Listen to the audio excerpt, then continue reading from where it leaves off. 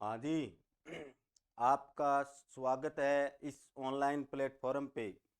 आज हम जिस टॉपिक के बारे में बात करेंगे वो है व्यक्तित्व, यानी पर्सनैलिटी।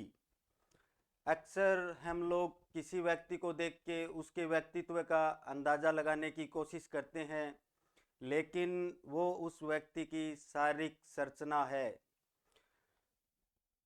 हमारी बॉडी के अंदर का व्यवहार, हमारे बॉडी के बाहर का व्यवहार, हमारा शारीरिक व्यवहार, हमारा मानसिक व्यवहार और हमारा सामाजिक व्यवहार और हमारा भावनात्मक व्यवहार, इन सब को मिलाकर एक व्यक्ति का संपूर्ण व्यक्तित्व बनता है। अगर हम इस टॉपिक के ऊपर थोड़ी बात करें तो ये टॉपिक ऐसा कोई भी टीचर एग्जाम नहीं होगा। आप पीछे के क्वेश्चन उठा के देख लीजिए, इस टॉपिक में से खूब सारे क्वेश्चन पूछे जाते हैं। चूंकि नई नई रिसर्च और नए नए रिसर्च पेपर जितने भी पब्लिश होते हैं वहाँ से भी उठाकर क्वेश्चन पूछ लिया जाता है, जो इस टॉपिक को और ज़्यादा कॉम्प्लिकेट और ज़्यादा डिफ़िकल्ट बना देता है। हम देखेंगे कि पीछे के एग्ज़ाम में जितने भी क्वेश्चन आए हुए हैं और जो आने की संभावना है और जो हमारे सिलेबस में दिया है, कम से कम उन सब टॉपिकों को तो हम अध्ययन करेंगे। इसी प्रकार हम मोटिवेशन है, इमोशंस है, लीडरशिप है, इन टॉपिकों को भी बारीकी से अध्ययन करेंगे। तो आज स्टार्ट करते हैं व्यक्तित्व।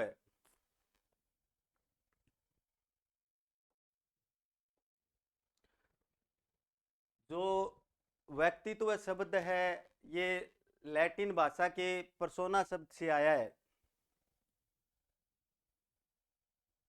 प्राचीन यूनान के अंदर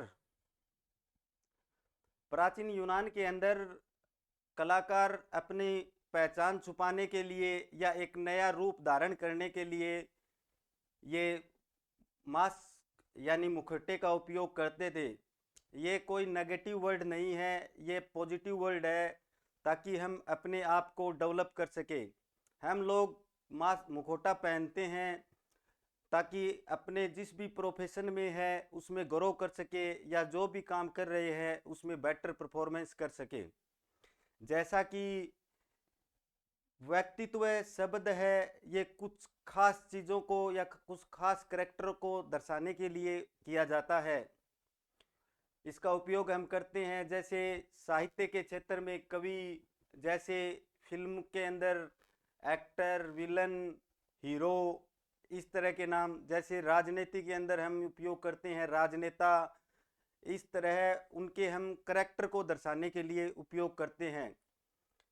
अमूमन हम देखते हैं कि गांव के अंदर हम किसी भी व्यक्ति को देखते हैं तो उसके देखते ही अंदाज़ा लगा लेते हैं कि ये फौजी है, ये पुलिस वाला है, ये डॉक्टर है, ये इंजीनियर है। ये हम इसलिए करते हैं ताकि उस व्यक्ति के व्यक्तित्व को डिफाइन कर सके या उस व्यक्ति के व्यक्तित्व की व्याख्या कर सके। अगर हम बात करें कि जो ये पर्सनैलिटी थ्योरी है, इसके अंदर मास शब्द का उपयोग करने वाला पहला व्यक्ति आलपोर्ट था। याद रखना, कोई आपको पूछेगा कि पर्सनैलिटी के अंदर मास शब्द का उपयोग सर्वप्रथम किसने किया, तो आप बताना कि ओलपोर्ट ने किया।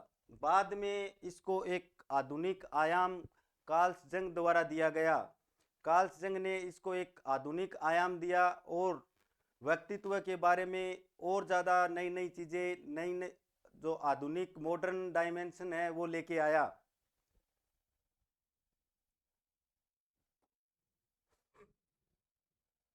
पर्सनैलिटी डेफिनेशंस, अगर मैं आपको और सरल शब्दों में बताऊं तो बात कुछ यूं है कि प्राचीन समय की बात है। एक बार एक व्यक्ति सत्य की तलाश में निकलता है।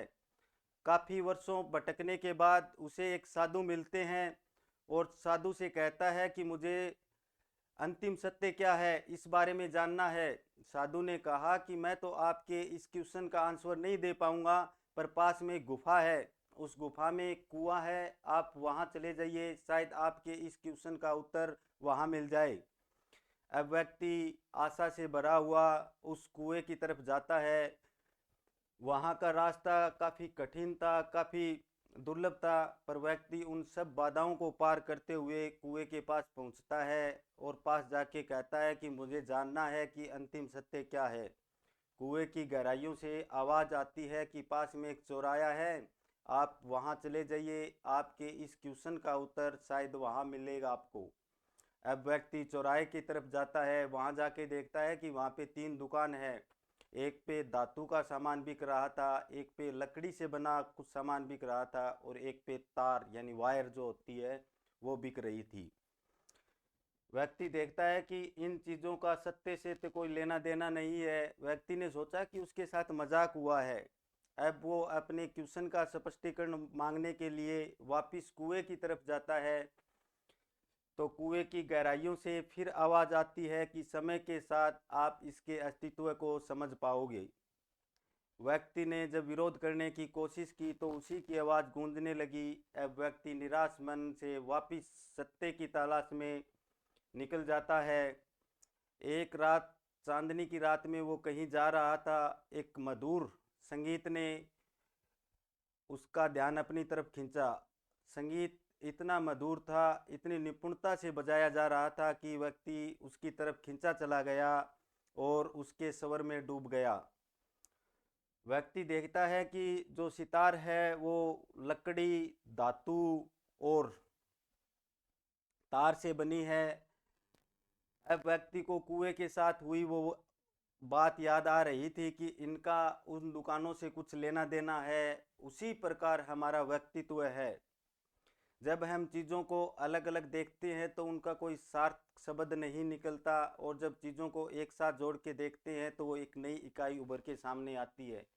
इसी प्रकार हमारा व्यक्तित्व कई चीज़ों को मिला के संपूर्ण व्यक्तित्व बनता है, जिसमें शारीरिक आयाम है, जिसमें हमारा मानसिक आयाम है, जिसमें हमारा भावनात्मक आयाम है, जिसमें हमारा सामाजिक आयाम है, जिसमें हमारा आध्यात्मिक आयाम है।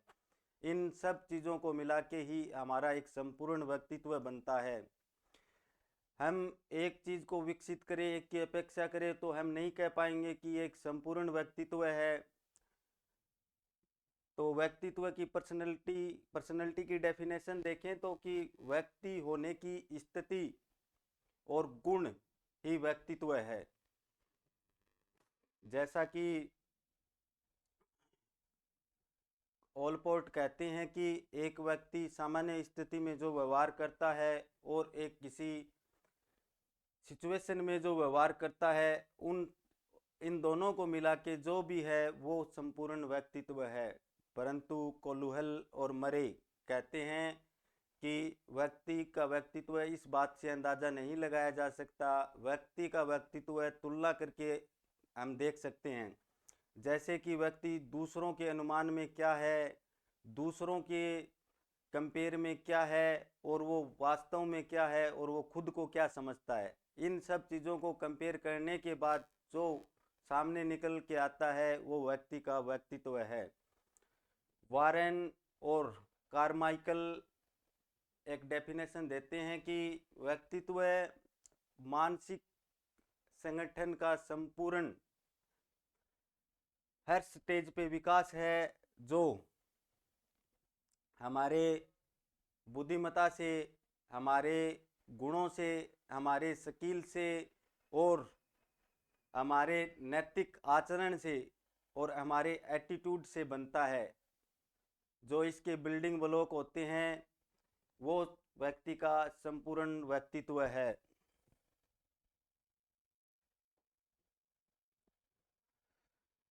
इसकी जो लेटेस्ट डेफिनेशंस है वो मेयर ने दी। मेयर बताता है कि व्यक्तिगत पैटर्न, साइकोलॉजी का व्यक्तिगत पैटर्न या प्रोसेस है जो अराइज यानी जो उदय होता है हमारे मोटिवेशन से, हमारे विचारों से और हमारे जो सोचने का तरीका है उनसे, अन्य जो साइकोलॉजिकल फंक्शन है उनसे।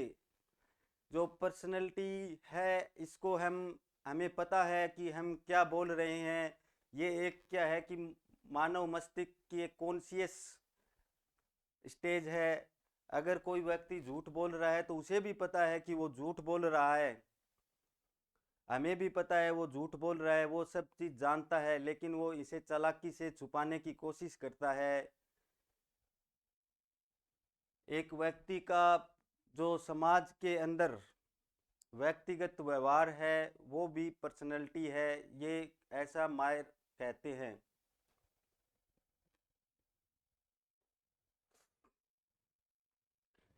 अब बात करें तो व्यक्तित्व की करेक्टरिस्टिक की, यानी व्यक्ति की विशेषताएं क्या है। व्यक्तित्व की विशेषताएं क्या है, यानी व्यक्तित्व आखिरकार व्यक्तित्व होता कैसा है, किस प्रकार का है, ये सब चीज़ें हम पर्सनैलिटी करेक्टरिस्टिक में देखेंगे। तो जो व्यक्तित्व है ये क्या है, एक डायनामिक प्रोसेस है, यानी व्यक्तित्व स्थिर नहीं है, गतिशील है। जैसा कि स्थिति और परिस्थितियों के अनुसार व्यक्ति अपने आप को बदलता है। जो व्यक्तित्व है ये कुछ चीज़ें हमारी इनहेरेंट होती है, जो हमें बाई बर्थ मिलती है, हमारे माता पिता से हमें विरासत में मिलती है, इनबॉर्न हमको मिलती है। और कुछ चीज़ें हम दूसरों से सीखते हैं, जैसे कि एटीट्यूड है, हमारी भावनाएं हैं और हमारे विचार हैं। ये चीज़ हम दूसरों से देख के सीखते हैं, यानी पर्यावरण से ग्रहण करते हैं, या जहाँ जिस समाज में रहते हैं वहाँ से ग्रहण करते हैं, या परिवार से सीखते हैं। एक बच्चा झूठ बोलता है तो माँ के पेट से नहीं सीख के आता कि वो बाहर आके झूठ बोलेगा, वो ये चीज़ें समाज में रह के या दूसरों से रह के ही सीखता है। इसी प्रकार व्यक्तित्व की जो विशेषता है वो डायनामिक है, स्थिर नहीं है। इसमें कुछ चीज़ें स्थायी है, कुछ चीज़ें हम बाहर से सीखते हैं। इसके बारे में थोड़ा मैं बताऊं तो इनहेरेंट में आ जाती है हमारे जो फिजिकल बॉडी है, जो बाहर से दिखती है,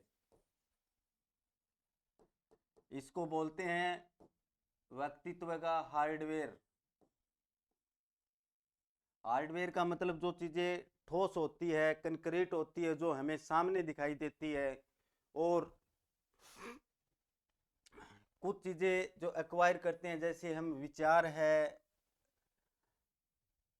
एटीट्यूड है, थॉट है, ये चीज़ें हम दूसरों से ग्रहण करते हैं और समय के साथ इसको हम बदलते हैं। जिस भी इन्वायरमेंट में, जिस भी समाज में हम रहते हैं, इन चीज़ों का उन पे इन चीज़ों पे उनका स्पष्ट प्रभाव हमें देखने को मिलता है। इसलिए जो हमारे माइंड प्रोसेस है उसको बोलते हैं व्यक्तित्व का सॉफ्टवेयर।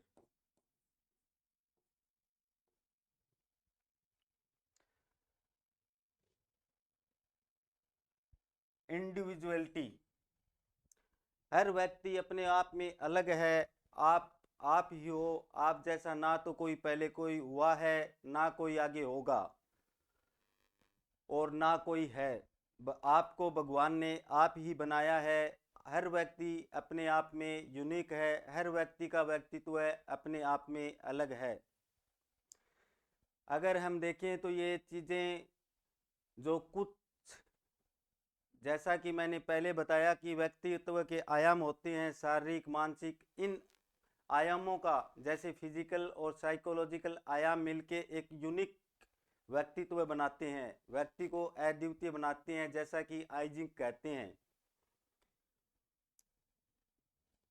व्यक्ति, जैसे व्यक्ति के व्यक्तित्व के आयाम की बात करें हम, उसमें एक आयाम है फिजिकल। अगर हम देखें कि व्यक्ति का जन्म पशु से माना जाता है, परंतु व्यक्ति व्यक्ति को पशु से अलग करने वाली चीज़ें हैं, वो है व्यक्ति के पास दो हाथ है, दो पैर है, बॉडी स्ट्रक्चर उनसे अलग है। तो इसे व्यक्तित्व का हार्डवेयर भी कहा जाता है। ये व्यक्तित्व के स्थायी गुण हैं, जो प्रारंभिक, इसको व्यक्तित्व के प्रारंभिक बिल्डिंग ब्लॉक भी कहते हैं। मेंटल, मानसिक।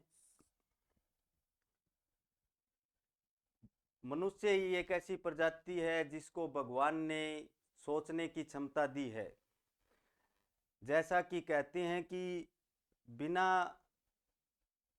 माइंड का व्यक्ति उसी प्रकार है जैसे बिना घुड़सवार के घोड़ा, उसको न तो दिशा पता है और न ही उद्देश्य पता है। अगला है हमारा इंटेलेक्चुअल। व्यक्ति तेज तर्रार हो सकता है, इसका मतलब ये नहीं कि वो बुद्धिमान है। हमारे दिमाग या माइंड की दो प्रोसेस होती है, एक होती है रचनात्मक, एक होती है तर्का लॉजिकल। व्यक्ति में तो इंटेलेक्चुअल का मतलब है कि आपने देखा होगा, गांव में भी खूब सारे देखते हैं कि हर व्यक्ति, कुछ एक व्यक्ति होते हैं जो हावी होने की कोशिश करते हैं। वो व्यक्ति अपने आप को दिखाते हैं कि मैं दूसरों से श्रेष्ठ हूँ, दूसरों से ज़्यादा माइंडेड हूँ, लेकिन हो सकता है उस व्यक्ति में तर्क करने की शक्ति अच्छी हो, लेकिन वो व्यक्ति को हम माइंडेड नहीं कह सकते। इंटेलेक्चुअल अलग चीज़ है, मेंटल अलग चीज़ है। इमोशनल, हमारे दिमाग का, हमारे माइंड का एक भाग है इमोशनल, जिसके अंदर हम देखते हैं कि करुणा है, किसी बात व्यक्ति को देख के हमें दया आती है, कभी किसी व्यक्ति को देख के हमें प्यार आता है, कभी किसी व्यक्ति को देख के हमें घृणा होती है। ये सब हमारी इमोशनल प्रोसेस में आता है। अगला पॉइंट है सोशल, यानी सामाजिक। हम जिस भी समाज में, जिस भी परिवार में रहते हैं, उनकी कुछ चीज़ें हमें हमारे व्यक्तित्व पे साफ दिखाई देती है। जैसा कि हमारे यहाँ, आपने हिस्ट्री में पढ़ा होगा कि महाराणा प्रताप कभी निहत्थे पे वार नहीं करते थे। ये क्या है? ये हमारा एक सामाजिक, उस समय की सामाजिक मूल्य है। और ये चीज़ें हमें देखने को भी मिलती है। आज भी हम लोग देख ले कि कभी कहीं लड़ाई हो जाती है और कोई आके कहता है कि भाई मेरी उसके साथ लड़ाई हो गई, और 5-7 लड़के थे, उन्हें मेरे को पीटा, लेकिन मैंने भी उसको उसके मार वापिस उसके साथ लड़ाई की, तो अपन कहते हैं शाबाश मेरे चित्ते। लेकिन अगर कोई लड़का अकेला है, अपन 5-7 जाके उसको पीट देते हैं, तो अपन कहते हैं कि काहे का बहादुर था तू, अकेले को पीटा है। ये हमारी क्या है? Social value. ये भी हमारे व्यक्तित्व पे साफ दिखाई देती है। ये है अगला है नेक्स्ट, स्पिरिचुअल एक्सेप्ट। जैसा कि हमारी जो आध्यात्मिक भावनाएं होती है, कुछ हमारी परंपराएं होती है, जैसे कि हमारी स्पिरिचुअल बड़ों की सेवा करनी चाहिए, हमारे यहाँ ही है। जैसा कि आप पश्चिमी देशों में देखोगे, यूरोप में देखोगे, वहाँ पे शायद बच्चे माता पिता के साथ नहीं रहते, अलग नहीं रहते। हमारे यहाँ माता पिता या बड़ों के साथ कोई असभ्य बात करता है तो भी हम उस व्यक्ति को घृणा की नज़र से देखते हैं, लेकिन पश्चिम में ऐसा नहीं होता। ये हमारी स्पिरिचुअल मान्यताएं हैं। आगे कहता है कि ये जो है, ये हमारे आपस में इंटरेक्टिव करते हैं, यानी एक दूसरे के साथ मिलके काम करते हैं। ये अलग अलग देखें तो इनको हम व्यक्तित्व को, प्रॉपर व्यक्तित्व को डिफाइन नहीं कर पाएंगे, और ये एक दूसरे के साथ परफेक्टली इंटीग्रेटेड, यानी एक दूसरे के साथ समाहित हैं।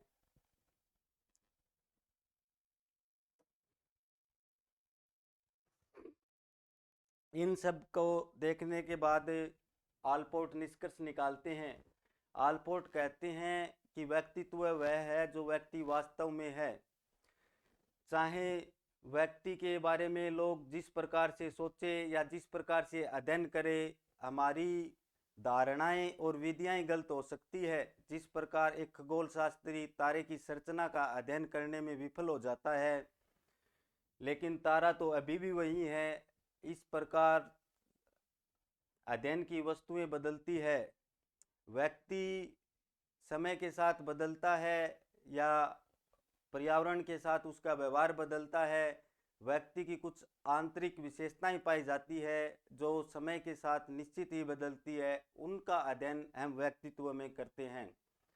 तो अब हम स्टार्ट करते हैं कि पर्सनैलिटी की टाइपोलॉजी।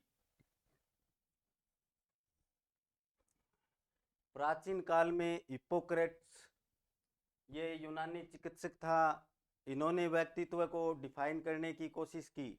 इन्होंने व्यक्तित्व को तरल पदार्थ के आधार पर बांटा है, जिसको बोलते हैं ह्यूमरल। पूछेगा कोई आपको कि हिपोक्रेट्स ने व्यक्ति का वर्गीकरण किस आधार पे किया, तो आप बताना कि तरल पदार्थ के आधार पे किया। उसको क्या कहते हैं? उसको कहते हैं ह्यूमर्स।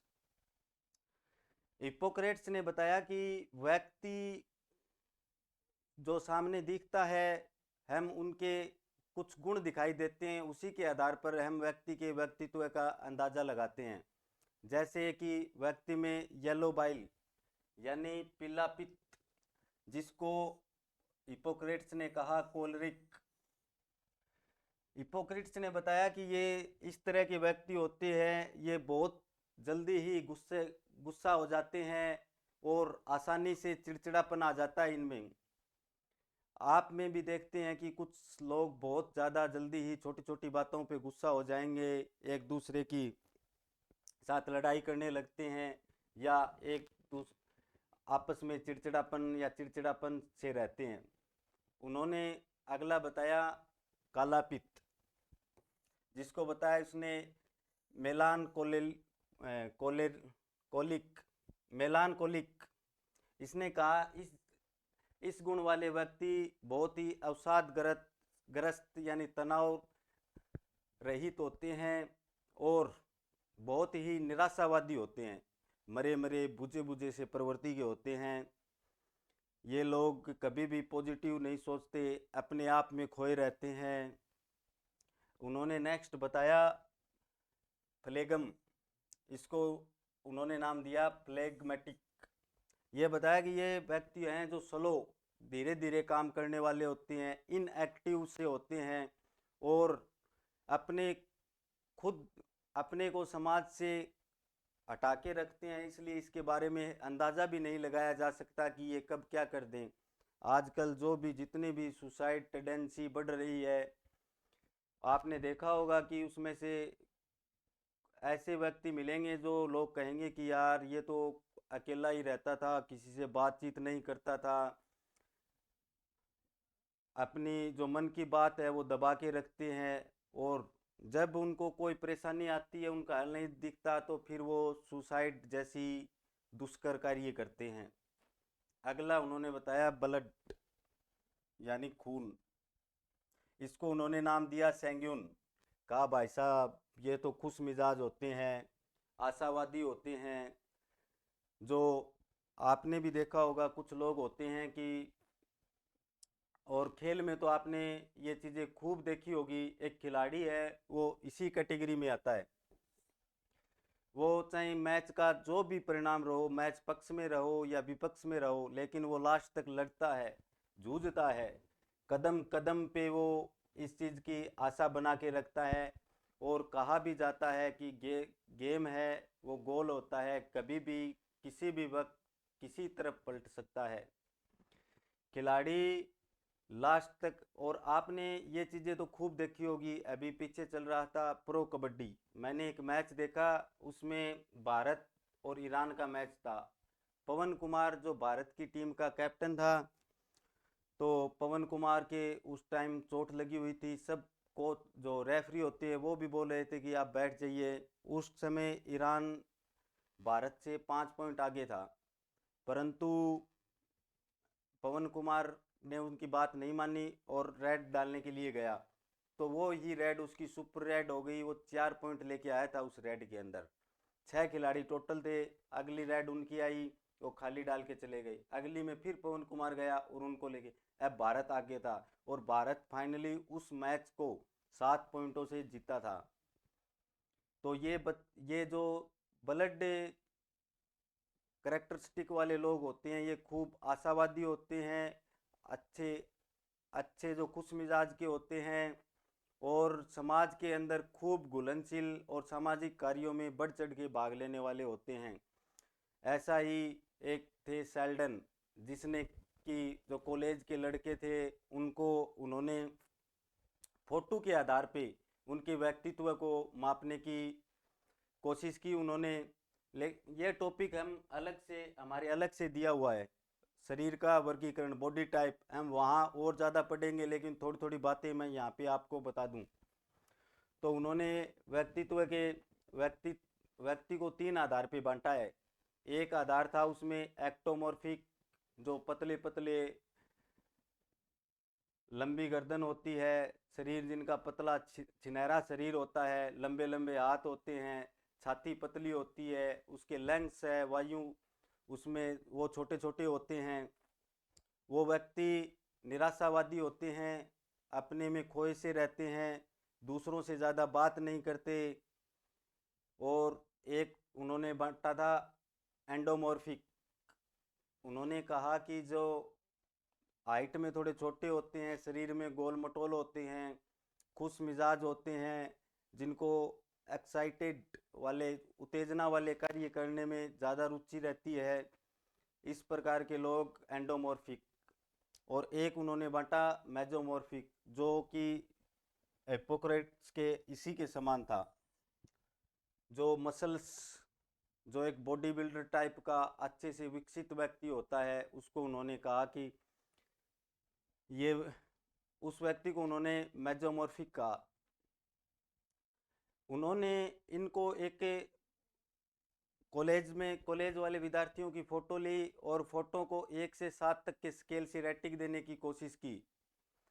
परंतु 1960 के आसपास हिथ और कार्टर आए, उन्होंने इनका साइंटिफिक वर्गीकरण किया। ये खूब दिनों तक उनका सिद्धांत चलता रहा, लेकिन हीथ और कार्टर के बाद उनका सिद्धांत की वैलिडिटी है वो इतनी नहीं बची। तो ये हीथ नाम की जो लेडी थी, ये अपने इंडिया भी आई थी। तो किसी प्रोफेसर ने उनसे पूछा कि आप ये बताइए कि शेल्डन ने जिस प्रकार से शरीर का वर्गीकरण किया था, क्या सच में ऐसा होता है? तो उन्होंने कहा कि शेल्डन ने फोटो के आधार पे वर्गीकरण किया था, हमने व्यक्ति का मेजरमेंट के आधार पे और जैसा व्यक्ति का स्वभाव है उसी आधार पे वर्गीकरण किया था। वो जो फिलहाल ज़्यादा साइंटिफिक है वो हीथ और कार्टर का ज़्यादा साइंटिफिक माना जाता है। जो पर्सनैलिटी को निर्धारित करने वाले कारक, हेरिडिटी यानी वसानुगत, मैंने पहले भी इस बारे में आपको बताया है कि कुछ चीज़ें हमें जो हमारे माता पिता से विरासत में मिलती है, वो चीज़ें हमें साफ साफ दिखाई भी देती है। जैसा हमारी माता पिता का रंग रूप है, हमारा भी वैसा ही होता है। जितनी हमारी माता पिता की हाइट होती है, हमें भी वो चीज़ दिखाई देती है। जैसा उनके बालों का कलर होता है, वो सब चीज़ें व्यक्ति में दिखाई देती है। इन्वायरमेंट, इनका भी काफ़ी बहुत ज़्यादा योगदान रहता है। इन्वायरमेंट की हम बात करें तो पहले भी इन चीज़ों के बारे में मैंने एक्सप्लेन कर रखा है, यानी वातावरण, कि व्यक्ति जिस भी परिवेश में रहेगा या जिस भी स्थिति में रहेगा, व्यक्ति पे उन चीज़ों का अक्सर प्रभाव पड़ता है। हम देखते हैं कि आपने कई बार देखा होगा कि ये गांव में कि किसी व्यक्ति की शादी होती है और वो अपनी पत्नी से जब बात करता है तो उस पे उसके जो माँ का प्रभाव है वो उनकी बातों में स्पष्ट दिखाई देता है। यही कारण है, यहीं से वो कन्फ्लिक्ट जारी होता है जो पति पत्नी के बीच में होता है। ये चीज़ें जो पर्यावरण का या इस चीज़ों का प्रभाव व्यक्ति पे सबसे ज़्यादा देखने को मिलता है। सिचुएशन, नेक्स्ट है सिचुएशन यानी परिस्थिति। हम देखते हैं कि अगर किसी व्यक्ति के व्यक्तित्व को हमें डेवलप करना है तो ये कहा भी जाता है कि जिम्मेदारियों का विकास करती है। आप व्यक्ति को जिम्मेदारियां दीजिए। और अपन तो ये चीज़ें गांव में खूब देखते हैं, कोई भी लड़का हो जो बदमाशी करता हो या पढ़ने में अच्छा नहीं हो तो घर वाले कहते हैं कि इसकी शादी करा दो, ये सुधर जाएगा। क्योंकि जब उस पर जिम्मेवारी आएगी तो इन चीज़ों पे उनको टाइम नहीं मिलेगा। और खेल में भी हम खूब उदाहरण देखते हैं, खूब एग्जाम्पल देखते हैं। जब आपको किसी टीम का कैप्टन बना दिया जाता है तो आपको क्विक डिसीजन लेने होते हैं और व्यक्ति में वो क्विक डिसीजन की परिस्थिति, आगे चलकर व्यक्ति खूब अच्छा लीडरशिप बन, व्यक्ति में खूब अच्छे वो लीडरशिप के गुण दिखाई देते हैं। कल्चर, संस्कृति, यहाँ पे कल्चर का मतलब हिंदू मुस्लिम इनसे नहीं है। कल्चर का मतलब है कि अपन जिस एरिया में रहते हैं, जो हमारी मान्यताएं हैं, जो हमारी प्रथाएं हैं, उन चीज़ों का हमारे व्यक्तित्व पे साफ दिखाई देता है। फैमिली एंड सोशल बैकग्राउंड, आपके परिवार का, कहा जाता है कि बच्चे का प्राथमिक स्कूल उसका घर होता है। तो कुछ गुण हम हमारे परिवार से या हमारा जो समाज, जिस समाज में रहते हैं वहाँ से भी हम लेते हैं। अगर मैं ये कहूँ कि आपको किसी व्यक्ति के बारे में जानना है तो आप उस व्यक्ति के व्यक्तित्व को देख के बताओगे कि फलाना व्यक्ति ऐसा है, फलाना व्यक्ति ऐसा है। अगर व्यक्ति पर्सनैलिटी, ये मैं कहूँ कि वेरिएबल, वेरिएबल का मतलब होता है चर, चर का मतलब होता है कि वो चीज़ जिसको हम माप सके, मेजरेबल कैरेक्टर। अगर पर्सनैलिटी वेरिएबल है तो किस प्रकार का वेरिएबल है? तो हम किसी चीज़ को मापते हैं तो उसको दो रूप में मापते हैं। या तो हम संख्यात्मक रूप में मापते हैं या हम गुणात्मक रूप में मापते हैं। उस चीज़ का मेजरमेंट करते हैं संख्यात्मक या गुणात्मक। संख्यात्मक रूप में तो हमारा, जैसे हमारी हाइट है,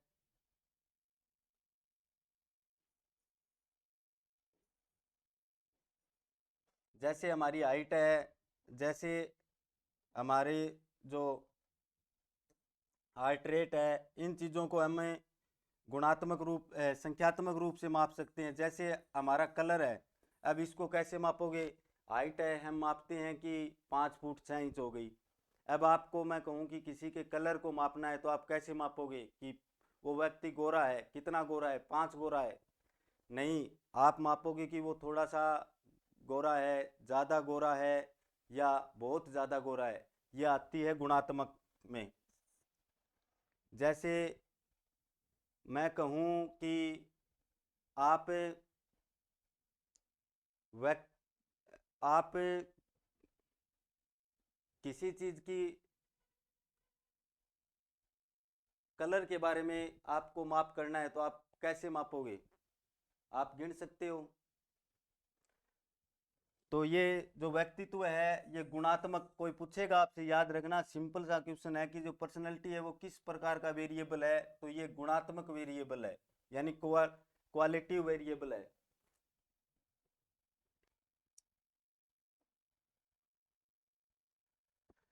जो आगे हम नेक्स्ट क्लास में बात करेंगे कि पर्सनैलिटी की कौन कौन सी थ्योरी है, इन चीज़ों के बारे में हम आगे नेक्स्ट क्लास में बात करेंगे।